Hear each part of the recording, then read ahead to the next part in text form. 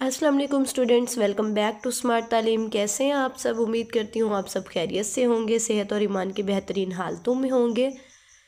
Students, अगर अभी तक आपने मेरे चैनल को सब्सक्राइब नहीं किया तो इसको सब्सक्राइब कर लें, लाइक कर लें, कमेंट कर लें, शेयर कर लें और बेल आइकन पर लाजमी प्रेस करें ताकि आने वाली हर न्यू वीडियो का नोटिफिकेशन आपको मिल सके।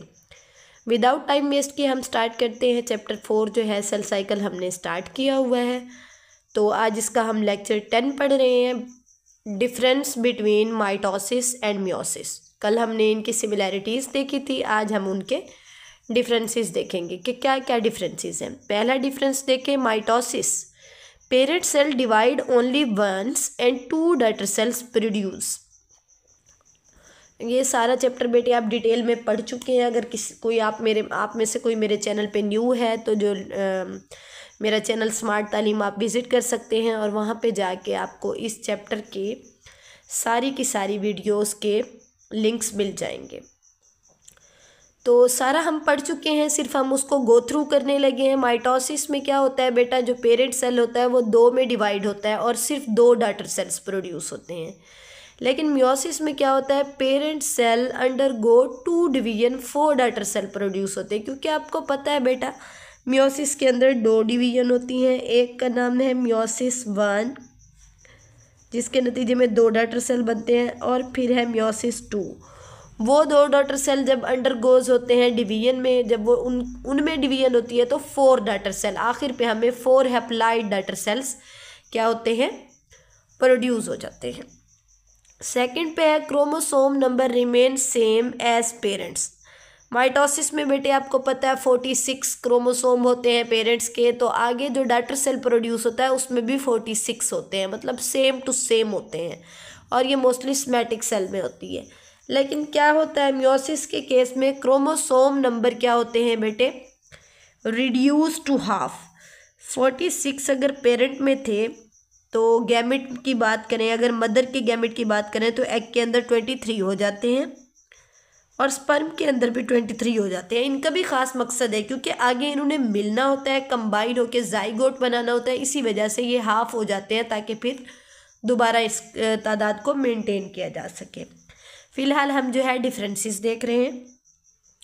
अच्छा, आपको पता है बेटे माइटोसिस क्या होती है, सोमैटिक सेल में होती है। माइटोसिस किस में होती है बेटे, सोमैटिक सेल में होती है। सोमैटिक सेल का मतलब होता है जर्म लाइन सेल, वो होते हैं एग और स्पर्म जो आगे जो है नई नस्ल बढ़ाने के लिए जाइगोट बनाते हैं।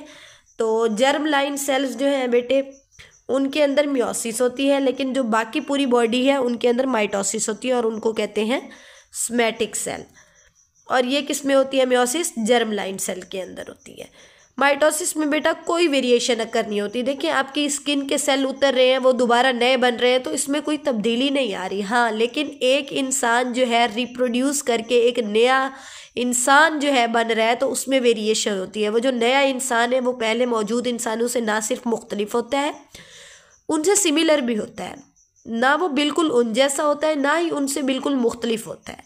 देखिए कान, आँख, नाक ये तो सब में सेम है, लेकिन शक्ल हर बंदे की अपनी अपनी है। तो वो किस वजह से होता है, मियोसिस की वजह से होता है। और मियोसिस में जो है क्रॉसिंग ओवर होती है जिसकी वजह से क्या होती है, वेरिएशन होती है। माइटोसिस में बेटे क्या होता है, होमोलोगस क्रोमोसोम जो है पेयर्ड फॉर्म में नहीं होते, जबकि मियोसिस के अंदर होमोलोगस क्रोमोसोम क्या होते हैं, पेयर्ड फॉर्म में होते हैं। साथ आपको ये फिगर शो हो रही है माइटोसिस और मियोसिस का, जिसमें डिफरेंस आपको बताया गया है। इसको देखें, लास्ट पे भी ये फिगर मैं शो करूँगी तो सारा आपको वहाँ पे क्लियर हो जाएगा कि पेयर फॉर्म में कहाँ पे मौजूद है और कहाँ पर नहीं मौजूद। माइटोसिस में कोई क्रॉसिंग ओवर नहीं होती प्रोफेज के अंदर, लेकिन मियोसिस के प्रोफेज के अंदर क्रॉसिंग ओवर होती है। क्रॉसिंग ओवर का मतलब होता है डीएनए के सेगमेंट आपस में एक्सचेंज होते हैं। साथ ही फिगर आपको शो हो रही है जिसमें आप देख सकते हैं कि क्रॉसिंग ओवर क्या होती है। ओके बेटा, नेक्स्ट जो है, सॉरी, हाँ जी, नेक्स्ट जो है 7 पे, माइटोसिस के अंदर क्या होता है, सिंगल क्रोमोसोम होता है। माइटोटिक प्लेट जो होती है उसके ऊपर सिंगल क्रोमोसोम होता है। लेकिन मियोसिस के केस में क्या होता है बेटा, मेटाफेज प्लेट के ऊपर पेयर होते हैं। साथ आपको फिगर शो हो रही है, इसमें आप देख सकते हैं कि माइटोसिस में सिंगल है और मियोसिस के अंदर पेयर्ड फॉर्म में है। अगेन जो है एनाफेज जो है माइटोसिस में, उसमें क्रोमोसोम ब्रेक हो जाते हैं, लेकिन मियोसिस के अंदर क्या होते हैं, क्रोमोसोम का पेयर ब्रेक होता है। बेटा सिंपल सा डिफरेंस आ रहा है कि मियोसिस के अंदर जो है पेयर की फॉर्म में मौजूद है क्रोमोसोम, जबकि माइटोसिस के अंदर क्या है, सिंगल मौजूद है। साथ अगेन फिगर शो हो रही है एनाफेज की। 9th नंबर में है माइटोसिस होती किस लिए, ये ग्रोथ के लिए होती है। जैसे अगर आपके स्किन के सेल कोई उतर गए हैं या डैमेज हो गए हैं, कोई टिश्यू बॉडी का डैमेज हो गया, तो उसको वापस रिपेयर करने के लिए क्या होती है, उसमें माइटोसिस होती है। और ये मल्टी सेलुलर ऑर्गेनिज्म के अंदर एसेक्सुअल रिप्रोडक्शन के दौरान भी माइटोसिस होती है। मियोसिस क्या होती है बेटा, ये गैमीट प्रोड्यूस करने के लिए होती है जानदारों के अंदर। एनिमल और प्लांट दोनों में सेक्सुअल रिप्रोडक्शन जो हो रही होती है वो किसकी वजह से हो रही होती है बेटे, मियोसिस की वजह से हो रही होती है।